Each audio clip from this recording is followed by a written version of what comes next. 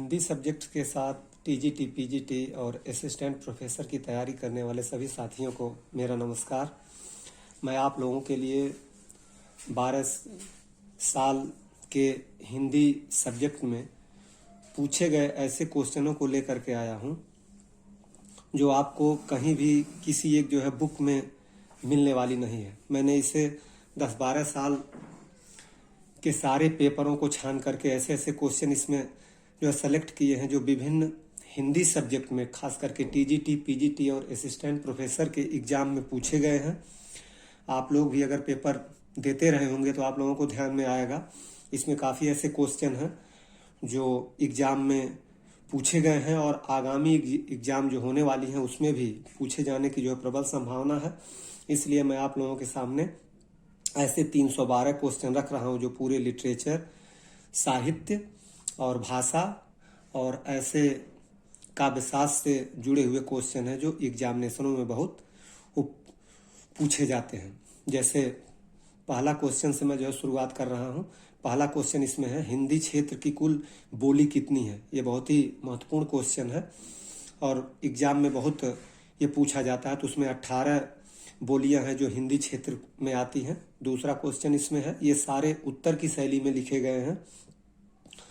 अपभ्रंश भाषा में स्वर कितने थे? तो आपका आंसर हो जाएगा अपभ्रंश भाषा में 8 स्वर थे। तीसरा है इसमें, हिंदी साहित्य सम्मेलन के संस्थापक कौन थे? तो आंसर में आपका होगा हिंदी साहित्य सम्मेलन के संस्थापक पुरुषोत्तम दास थे। चौथा क्वेश्चन है, केंद्रीय हिंदी निदेशालय की स्थापना कब हुई? आंसर आपका हो जाएगा केंद्रीय हिंदी निदेशालय की स्थापना 1960 में हुई। पांचवा है, वैज्ञानिक और तकनीकी शब्दावली आयोग कब बनाया गया? तो उत्तर में ये हो जाएगा वैज्ञानिक और तकनीकी शब्दावली आयोग 1961 में बनाया गया। छठा प्रश्न बहुत ही महत्वपूर्ण है जो भाषा से संबंधित है। कैटम एवं शतम शब्द किस भाषा ग्रुप से संबंधित हैं? ये क्वेश्चन काफी एग्जाम में पूछा गया है। कैटम और शतम शब्द किस भाषा से संबंधित हैं? तो इसका उत्तर होगा भारोपीय भाषा से संबंधित है। भाषा विज्ञान में जब आप इसको पढ़ेंगे तो वहां पर कई भाषा के जो है क्षेत्र हैं, उसमें से एक है भारोपीय भाषा परिवार है, उसी से जो है जुड़ा हुआ है। सातवां क्वेश्चन है, वैदिक भाषा में स्वर कितने थे? ये भी क्वेश्चन बहुत ही अच्छा है। तो वैदिक भाषा में स्वर की संख्या 14 थी। यहाँ आप देखिए अलग अलग समय में स्वरों की संख्या चेंज होती रही है। जैसे आपका दूसरा क्वेश्चन था, अपभ्रंश भाषा में कितने स्वर थे? वहां 8 थे। वैदिक भाषा में कितने स्वर थे? 14 स्वर थे। आज कितने स्वर हैं इस समय जो हिंदी में चल रहे हैं? ये तीनों को एक साथ रख करके देखेंगे तो ये जो है ये काफी जो है कंफ्यूज वाला क्वेश्चन है। इसको विशेष रूप से ध्यान में रखिएगा। वैदिक भाषा में स्वरों की संख्या 14 थी। अपभ्रंश में स्वरों की संख्या 8 थी। उसके बाद 8वां क्वेश्चन है, शतम शब्द किस भाषा का है? तो शतम शब्द जो है अवस्था का है। उसके बाद 9वां क्वेश्चन है, केटम शब्द का क्या अर्थ होता है? तो केटम शब्द का अर्थ होता है 100। उसके बाद अगला क्वेश्चन है जो ये एग्जाम में कई बार जो है पीजीटी के एग्जाम में ये पूछा गया है, अंतःवेदी किस भाषा का नाम है? तो ये अंतःवेदी ब्रज भाषा का एक नाम है। ये बहुत ही अच्छा क्वेश्चन है। 11वां क्वेश्चन है, प्राचीन देवनागरी का विकास किससे हुआ है? बहुत ही अच्छा क्वेश्चन है ये। प्राचीन देवनागरी का विकास कुटिल लिपि से हुआ है।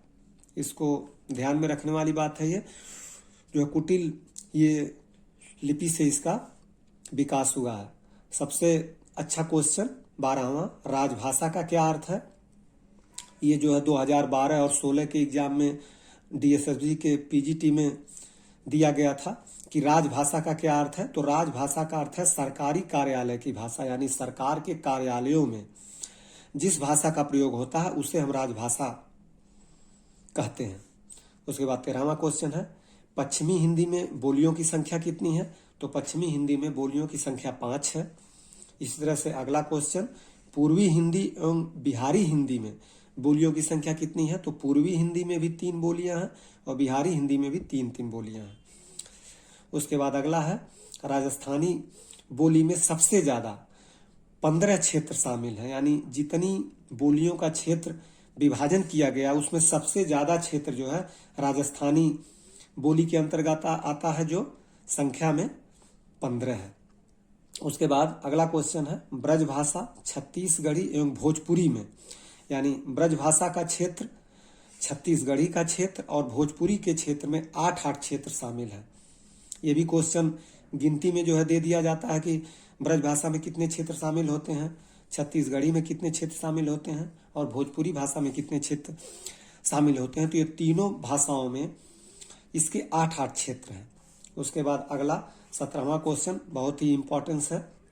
शुक्ल ने वीर गाथा काल में साहित्यिक पुस्तकें सिर्फ 4 मानी हैं, यानी शुक्ल ने वीर गाथा काल के अंदर सिर्फ 12 पुस्तकों को ही माना है, जिसमें से साहित्यिक पुस्तकें 4 हैं। और इसके नीचे वाला क्वेश्चन है जो इसी से जो है जुड़ा हुआ है, शुक्ल ने आदिकाल में देश भाषा की 8 पुस्तकें मानी है। ये दोनों क्वेश्चन विभिन्न एग्जामों में टीजीटी पीजीटी में कई बार ये जो है पूछे जा चुके हैं कि शुक्ल ने वीर गाथा काल में साहित्य की जो है कितनी पुस्तकें मानी है, तो उनकी संख्या 4 है। और देश भाषा की जो है कितनी मानी है, तो उनकी संख्या 8 है। उसके बाद अगला क्वेश्चन आपका आता है वल्लभी राजा धारसेन द्वितीय के शिलालेख में सबसे पहले अपभ्रंश शब्द का प्रयोग हुआ था, यानी अपभ्रंश शब्द का सबसे पहला जो प्रयोग हुआ था वो वल्लभी राजा धारसेन द्वितीय के शिलालेखों में हुआ था। ये भी बहुत अच्छा क्वेश्चन है जो पूछा जाता है। उसके बाद अगला क्वेश्चन है विक्रम की 7वीं सदी से अपभ्रंश हिंदी में रचना मिलती है, यानी इसका क्वेश्चन आएगा कि अपभ्रंश हिंदी में रचना होने की शुरुआत कहां से होती है, तो इसका उत्तर होगा विक्रम की 7वीं सदी से। अगला आपका क्वेश्चन है इसमें बौद्ध देश, यानी बौद्ध जो थे, बौद्ध भाषा के लोग थे, बौद्ध भाषा जो है देश के पूर्वी भागों में फैली हुई थी। ये क्वेश्चन 2016 के डीएसएसबी के पीजीटी में आया हुआ था कि जो बौद्ध धर्म था वह देश के किस भागों में फैला हुआ था, यानी सबसे ज्यादा विस्तार इसका कहाँ हुआ था। तो बौद्ध धर्म का जो है विस्तार अपने देश के पूर्वी हिस्से में, यानी बिहार के साइड में हुआ था। सबसे ज्यादा उसी हिस्से में बौद्ध धर्म का वो प्रचार हुआ था। अगला क्वेश्चन जो है, अगला क्वेश्चन इसी से जो है जुड़ा हुआ है महासुखवान व श्री समाज किससे जुड़े हुए हैं, तो महासुखवाद व श्री समाज ब्रजांश ये शाखा से जुड़े हुए हैं। अगला क्वेश्चन इसमें बौद्ध शास्त्र में प्रतिबंध या विकार कितने हैं, ये भी क्वेश्चन जो है पूछा जा चुका है। तो बौद्ध शास्त्र में 5 प्रतिबंध या विकार है, ये भी 2016 के डीएसएसबी के पीजीटी में दिया गया था क्वेश्चन। उसके बाद अगला है संध्या भाषा या संज्ञा भाषा किसकी है, तो यह जो है सिद्धों की है। ये भी क्वेश्चन जो है टीजीटी में दिया गया था 12 के एग्जाम में कि संध्या भाषा और संघा भाषा या संघ भाषा किससे जुड़ी हुई है, तो आदिकाल में जो सिद्धों का साहित्य है ये उसी से जुड़ी हुई है। अगला क्वेश्चन है आपका गोरखनाथ का योग किससे प्रभावित है, तो गोरखनाथ की जो योग धारणा हुआ पतंजलि से वो प्रभावित है। अगला क्वेश्चन है इसमें गोरखनाथ का प्रचार देश के पश्चिमी भागों में था, यानी इसका क्वेश्चन जो आएगा इसमें ऐसे आता है कि गोरखनाथ ने जो अपने धर्म का वो प्रचार किया था वो देश के किस हिस्से में किया था, तो देश के पश्चिमी भागों में, यानी पश्चिमी भाग का मतलब ज्यादातर जो है गुजरात के साइड में इन्होंने अपने धर्म का वो प्रचार किया था। यहाँ पर 2 क्वेश्चन आ गए हैं। पहला है कि बौद्ध धर्म का, यानी बौद्धों ने अपना जो है प्रचार अपने देश के पूर्वी भाग में किया था और गोरखनाथ ने अपना जो है प्रचार देश के पश्चिमी भाग में किया था। तो ये दोनों बहुत ही महत्वपूर्ण क्वेश्चन है और इन दोनों में से अक्सर एक क्वेश्चन दे दिया जाता है, तो इसको ध्यान में रखिएगा आप लोग। उसके बाद अगला क्वेश्चन है नाथ संप्रदाय में, यानी नाथ संप्रदाय में जो 9 नाथ हुए थे उसमें से बालनाथ जलंधर को कहते हैं, यानी जलंधर का जो है एक नाम बालनाथ था, ये भी क्वेश्चन दिया गया है। उसके बाद अगला क्वेश्चन है गोरखनाथ का समय यानी रामचंद्र शुक्ल ने गोरखनाथ का समय पृथ्वीराज चौहान के समय को माना, यानी पृथ्वीराज चौहान जिस समय पैदा हुए थे उसी टाइम में गोरखनाथ भी हुए थे, ऐसी मान्यता तो जो है आचार्य रामचंद्र शुक्ल ने मानी है। अगला क्वेश्चन है इसमें, जो कनफटे जो कौन थे, ये भी क्वेश्चन 2016 के पीजीटी में दिया गया था। तो नाथ संप्रदाय में जो भी संत थे उन्हें जो है वो कनफटे कहा जाता है। अगला क्वेश्चन है, सांप्रदायिक शिक्षा कौन देते थे, तो इसका उत्तर हो जाएगा सांप्रदायिक शिक्षा सिद्ध साहित्य के यानी सिद्ध संत जो लोग थे वो देते थे। अगला क्वेश्चन है, शुक्ल ने सिद्धों के साहित्य को शुद्ध साहित्य नहीं माना है। ये बहुत ही महत्वपूर्ण क्वेश्चन है। शुक्ल जी का मत हिंदी साहित्य में सबसे ज्यादा जो है इसकी अहमियत दी जाती है और इसे सबसे ज्यादा पूछा भी जाता है। तो शुक्ल जी ने सिद्धों के साहित्य को शुद्ध साहित्य माना ही नहीं है। इन्होंने सिर्फ आदिकाल में 12 ऐसी रचनाएं थी जिन्हें जो है रचनाओं की श्रेणी में गिना, उसके बाद और जितनी भी रचनाएं थी सबको जो है साहित्य की श्रेणी से बाहर निकाल दिया था। अगला क्वेश्चन है, प्राकृत पिंगल सूत्र पद विद्याधर ने लिखा था, यानी एक पुस्तक है प्राकृत पिंगल सूत्र जिसके रचनाकार विद्याधर हैं।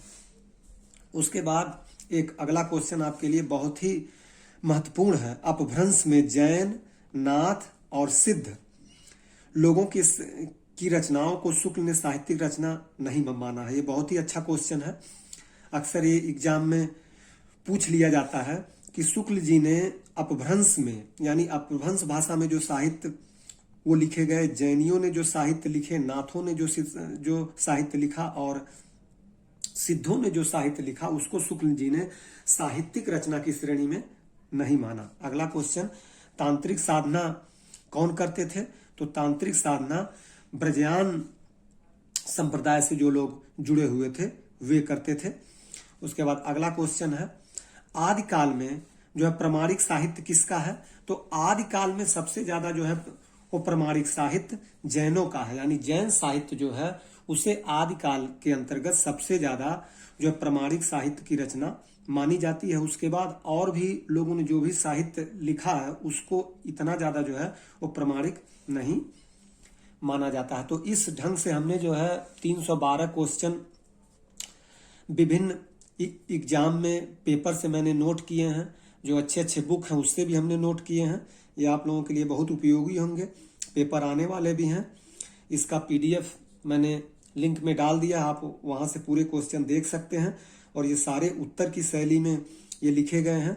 ये बहुत ही अच्छे क्वेश्चन हैं, इसको आप लोग पढ़िए और अपने एग्जाम में इसी क्रम में हमने इस तरह के 312 जो क्वेश्चनों को छांटा है, जो अलग अलग स्टेट के टीचर के एग्जाम में पूछे जा चुके हैं और ये क्वेश्चन आपको किसी बुक में एक जगह मिल भी नहीं सकते, इसलिए आप लोगों के लिए बहुत उपयोगी है। अभी दिल्ली में वो पेपर होने वाले हैं, इसलिए आप लोग इसको पढ़िए और इससे फायदा उठाइए। आगे और भी साहित्य से रिलेटेड और भाषा से रिलेटेड और भी वीडियो डाले जाएंगे, उसको मैं बना रहा हूँ। जो है चैप्टर हैं, व्याकरण के सारे चैप्टर हैं, उसके भी वीडियो बना के डालेंगे। आप इस समय इससे फायदा उठाइए, बहुत ही अच्छा नोट्स है। इसका पीडीएफ मैं डाल दूंगा, 312 क्वेश्चन का ये पीडीएफ है, ये सारे उत्तर की शैली में है। आप लोग इसका फायदा उठाइए। इसी के साथ नमस्कार।